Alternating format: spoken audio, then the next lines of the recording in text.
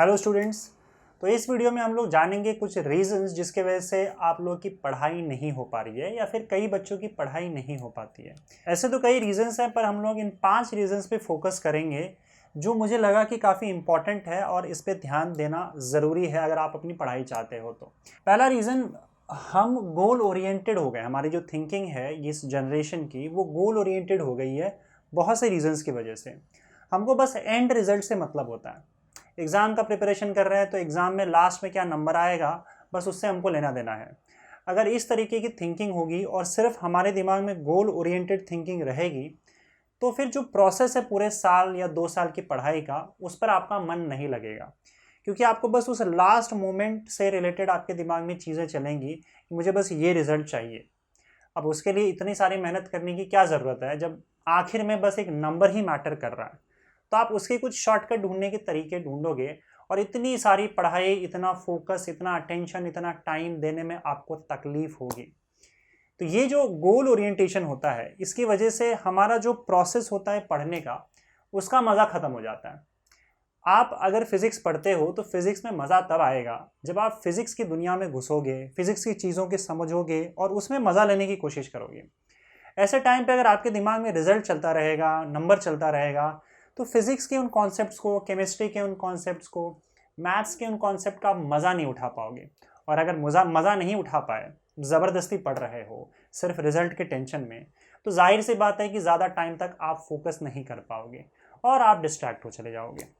पर मान लो आपसे क्वेश्चन सॉल्व नहीं हुआ और आप रिजल्ट के बारे में सोच रहे हो, यार ये क्वेश्चन सॉल्व नहीं हुआ, ये तो उससे उस दिन हो गया था, उससे हो गया था, मुझसे नहीं हो रहा है, इसका मतलब आगे भी नहीं होगा, इसका मतलब मेरा एग्ज़ाम ख़राब चला जाएगा और एग्ज़ाम क्लियर नहीं होगा तो अभी पढ़ने का इतना लॉजिक क्या है। और बाद में फिर जब एग्ज़ाम क्लियर ना हो तो पता नहीं दोस्त क्या बोलेंगे, पेरेंट्स तो बैंड बजा देंगे, पेरेंट्स ने बहुत पैसे डाले हैं। ऐसे तमाम तरह की चीज़ें जब आपके दिमाग में आएगी तो आप पढ़ाई नहीं कर पाओगे, क्योंकि इतने सारी चीज़ें बर्डन और प्रेशर लेके आप अगले सवाल तक नहीं जा पाओगे, आप अगले टॉपिक तक नहीं जा पाओगे। आप इन सारे चीज़ों के साथ पढ़ाई नहीं कर सकते। तो ये एक रीज़न है कि हमको बस एंड रिजल्ट से लेना देना है। और इसके वजह से होता क्या है कि जो पढ़ाई का क्रिस्प है, पढ़ाई का मज़ा है, अपना फिज़िक्स का मज़ा, केमिस्ट्री का मज़ा, ये कहीं ना कहीं गायब हो गया है।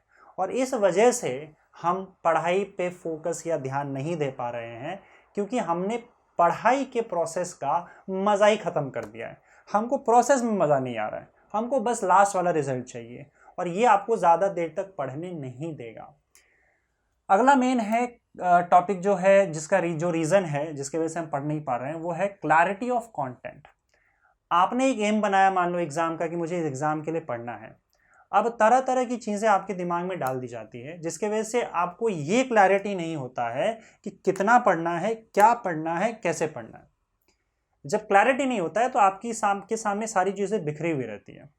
और जब ये बिखरा हुआ रहेगा तो प्रॉब्लम ये है कि आप समझ ही नहीं पाते हो कि मैं कहाँ से शुरू करूँ, कौन सा टॉपिक पहले पढूं, पिछला वाला हुआ नहीं है, आगे वाला पता नहीं कैसे होगा, इतना सारा है, ये कैसे सॉल्व होगा। जब इतने सारे कन्फ्यूजन्स दिमाग में रहेंगे तो जाहिर सी बात है, जब आप पढ़ने बैठोगे, कोई टॉपिक आप चूज़ करोगे और आपको थोड़ी सी प्रॉब्लम उसमें आएगी, तो आपके दिमाग में चलेगा, यार पढ़ के फ़ायदा क्या, इतना सारा है, वो तो होने वाला है ही नहीं।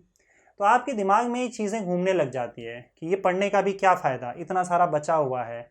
आपको समझ नहीं आ रहा है कि पढ़ूँ क्या, मैं कैसे पढ़ूँ, कहाँ से शुरू करूँ।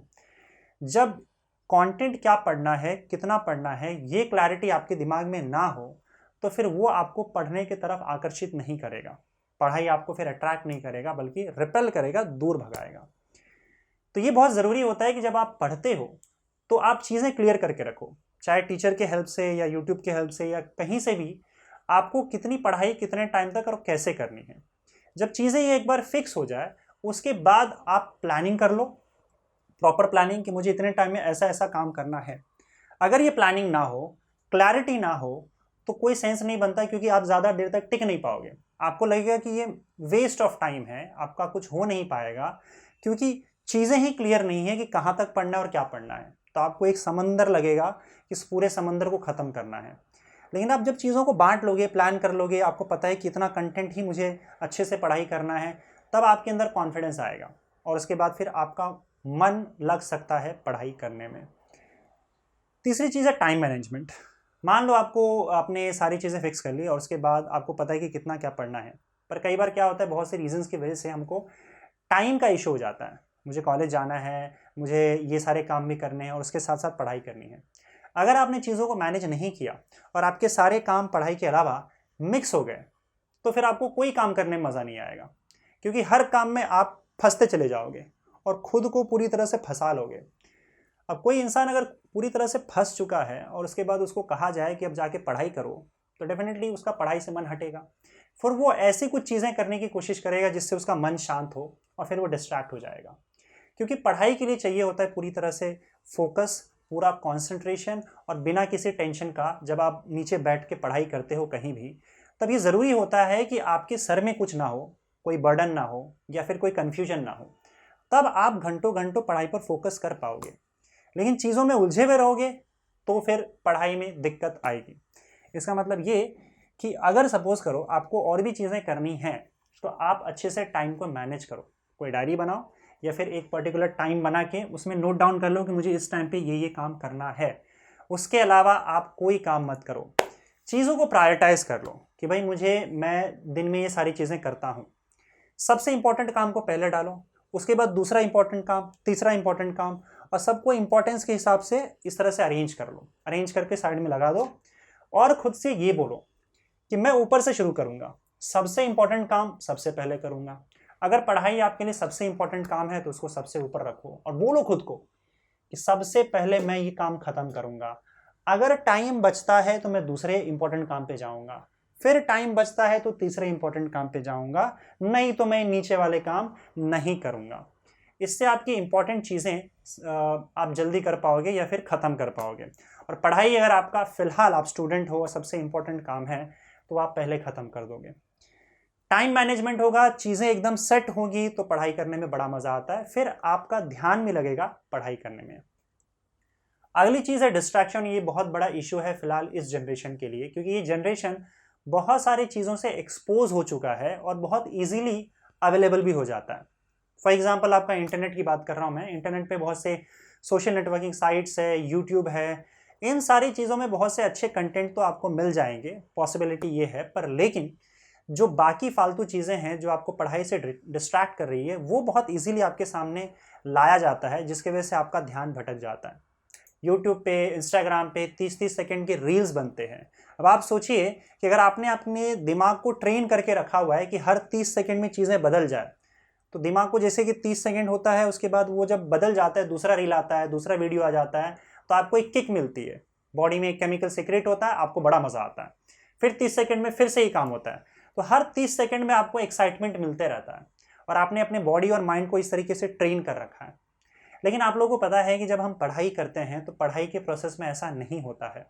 पढ़ाई के प्रोसेस में एक ही चीज़ पे आपको घंटों घंटों बिताने पड़ते हैं, फोकस देना पड़ता है, और इसके लिए चाहिए होता है आपका बहुत बड़ा अटेंशन स्पैन। और ये अटेंशन स्पैन यूट्यूब, फेसबुक या फिर आप इंस्टाग्राम जो रील्स वगैरह दिखा रहे हैं, आपके अटेंशन स्पैन को पूरी तरह से ख़त्म कर दे रहे हैं। 30-30 सेकेंड का जो अगर ट्रेनिंग आप अपने दिमाग को दे रहे हो, इसका मतलब हर 30 सेकेंड में आप डिस्ट्रैक्ट हो जाओगे। पढ़ाई कर रहे हो, 30 सेकेंड हुआ तो आपको कुछ नया चाहिए या फिर कुछ तो बदलाव चाहिए, नहीं होगा तो आपका दिमाग खराब होगा, आप डिस्ट्रैक्ट हो जाओगे एंड फाइनली आप फिर से मोबाइल में घुस जाओगे, क्योंकि आपको वो क्या कर रहा है, 30-30 सेकेंड में आपको वो एक्साइटमेंट दे रहा है, राइट।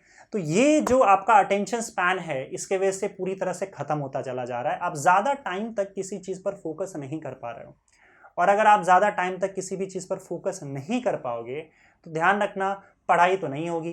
क्योंकि पढ़ाई में आपको चाहिए फोकस, घंटों तक, काफ़ी टाइम तक, बीच में थोड़ा सा गैप लो, फिर पढ़ाई पे आ जाओ। और ये सोशल नेटवर्किंग साइट्स जो भी मैं बता रहा हूँ, इसमें जो रील्स और जो भी वीडियोस बन रहे हैं छोटे छोटे शॉर्ट टाइम के, ये आपकी बैंड बजा रहा है, आपके अटेंशन स्पैन को ख़त्म कर रहा है।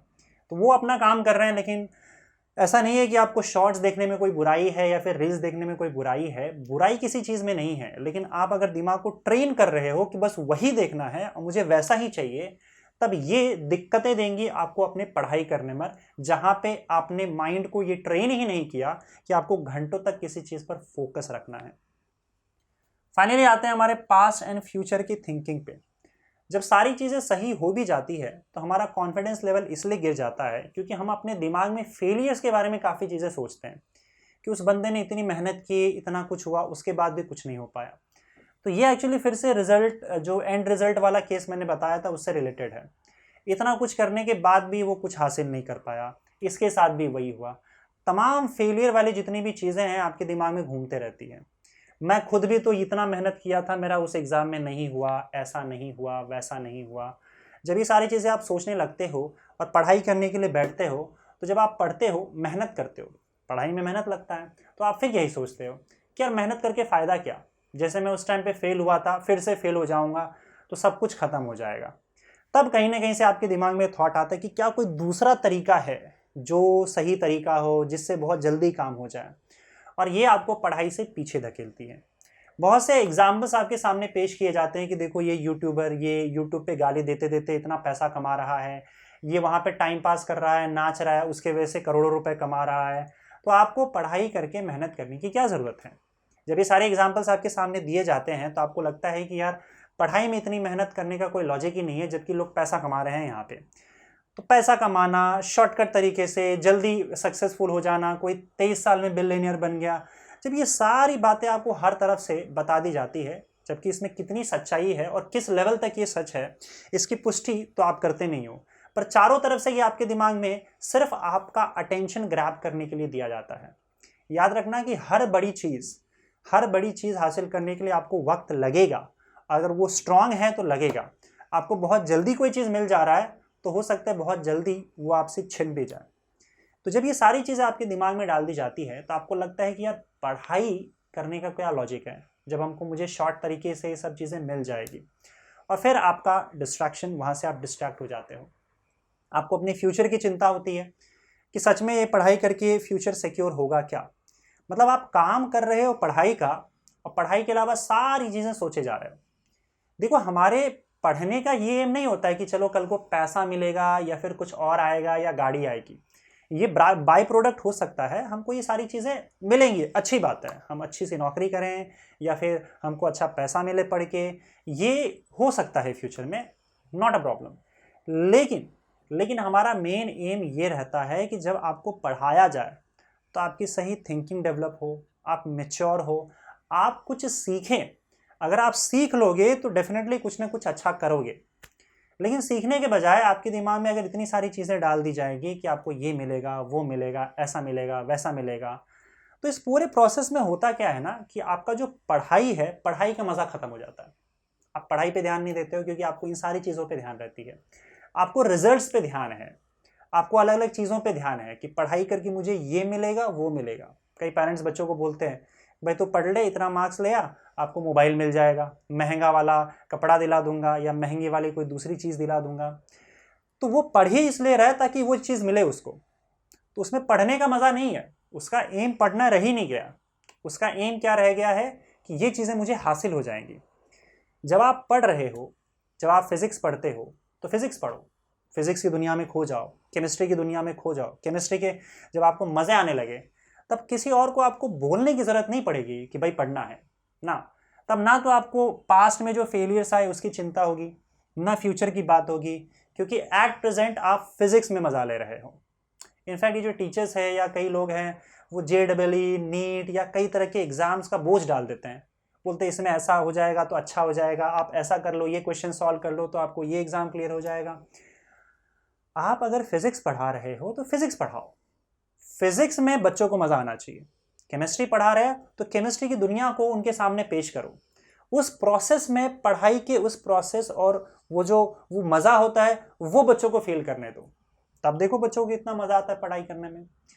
तब ये सारे प्रॉब्लम्स जो है, वो डिस्ट्रैक्शंस जो है, वो कहीं ना कहीं कम हो जाएगा। हमको अपने पढ़ाई में मज़ा नहीं आ रहा है इसलिए हम डिस्ट्रैक्शंस पे जाते हैं और उसके कुछ रीजंस हैं, राइट।